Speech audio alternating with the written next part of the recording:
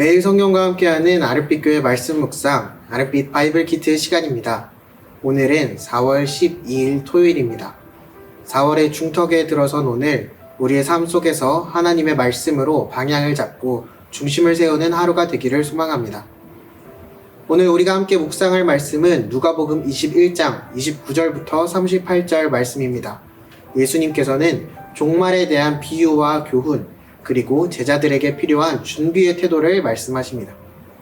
그중 함께 읽은 말씀은 누가복음 21장 29절부터 31절 그리고 34절부터 36절 말씀입니다.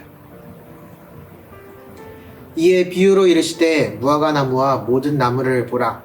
싹이 나면 너희가 보고 여름이 가까운 줄을 자연히 아나니 이와 같이 너희가 이런 일이 일어나는 것을 보거든 하나님의 나라가 가까이 온 줄을 알라. 34절입니다.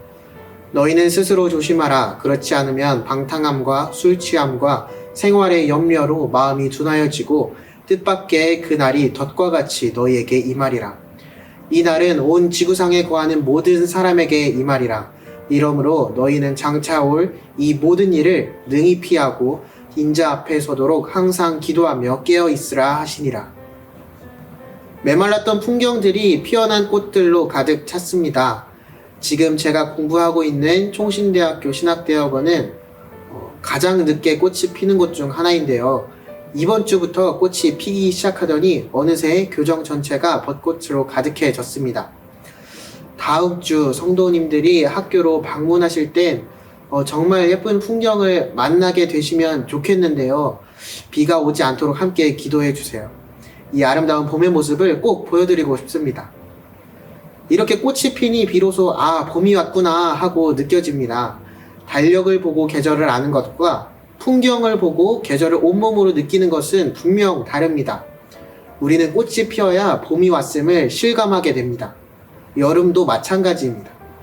예수님 당시 이스라엘 사람들은 무화과 나무에 새싹이 돋으면 이제 여름이 오겠구나 하고 자연스럽게 깨달았습니다. 예수님께서 오늘 본문에서 바로 그 무화과 나무의 비유를 들어 종말의 징조에 대해 말씀하십니다. 예수님께서는 무화과 나무와 나무들의 싹이 돋는 모습을 비유로 드시며 하나님 나라가 가까이 온 징조를 알아차릴 수 있어야 한다고 말씀하십니다. 자연의 변화가 여름의 도래를 알려주듯 종말의 때도 분명한 징조와 함께 다가오며 그때가 멀지 않았음을 우리가 깨달아야 한다는 것입니다. 하지만 여기서 예수님이 진정으로 원하시는 것은 단순히 징조를 아는 것이 아니라 그 날을 준비하며 살아가는 신자의 삶의 태도입니다. 예수님은 구체적인 시기나 날짜를 알려주시지 않았습니다. 오히려 그날은 덫처럼 갑자기 예고 없이 임할 것이라고 말씀하십니다. 덫이란 보이지 않게 놓여 있다가 어느 순간 갑작스럽게 작동하는 것입니다. 종말도 그렇습니다. 겉으로 보기에는 평온하고 변화 없이 보이지만 그날은 모든 사람에게 예외 없이 닥칠 것입니다. 그렇기 때문에 예수님은 제자들에게 스스로 조심하라고 강력히 경고하십니다. 방탕함과 술 취함, 생활의 염려로 인해 우리의 마음이 무뎌지고 둔감해지지 않도록 주의하라고 하십니다. 세상의 걱정과 당장의 즐거움을 쫓는 삶은 우리로 하여금 깨어있을 수 없게 만듭니다. 오늘날 우리가 살아가는 현실을 돌아보면 이 경고가 얼마나 우리에게 직접적으로 와닿는지 알 수 있습니다. 끊임없이 울리는 스마트폰 알림, 채워지지 않는 물질적 욕망, 자녀의 미래와 나의 안정에 대한 걱정, 혹은 남들과 비교하며 느끼는 초조함과 불안함.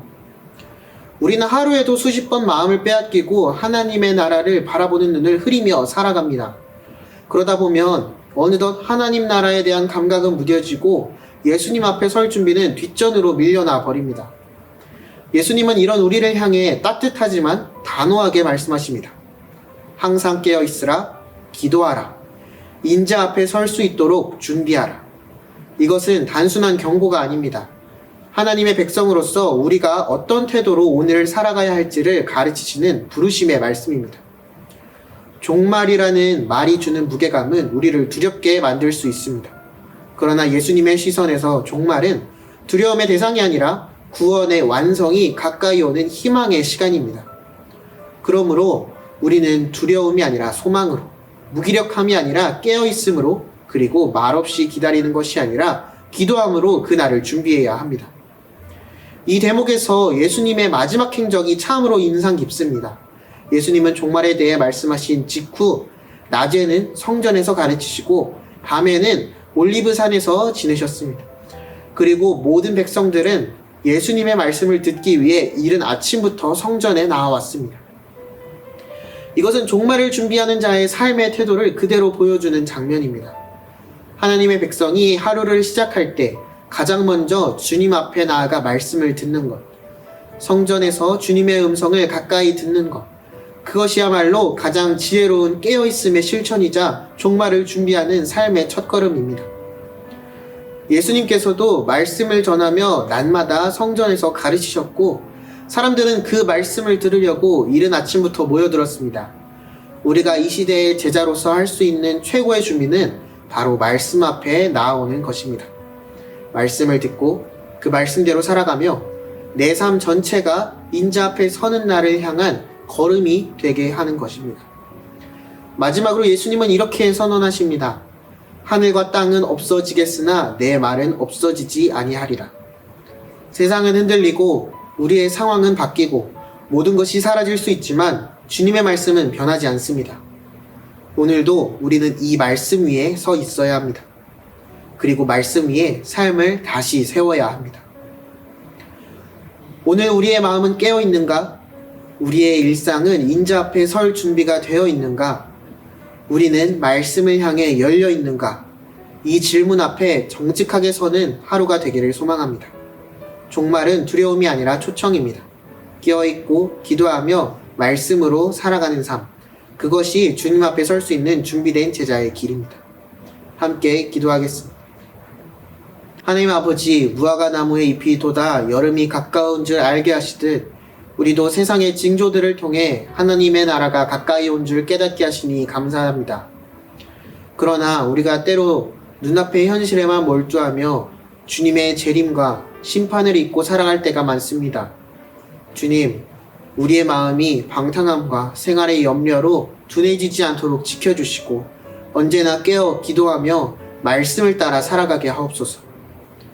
우리가 깨어있는 삶을 살아가며 어느 날 갑자기 인자 앞에 서게 될 그날에도 부끄러움 없이 담대히 서게 하시고 매일의 말씀 속에서 주님의 음성을 듣고 그 말씀에 순종함으로 믿음의 길을 바르게 걸어가게 하옵소서.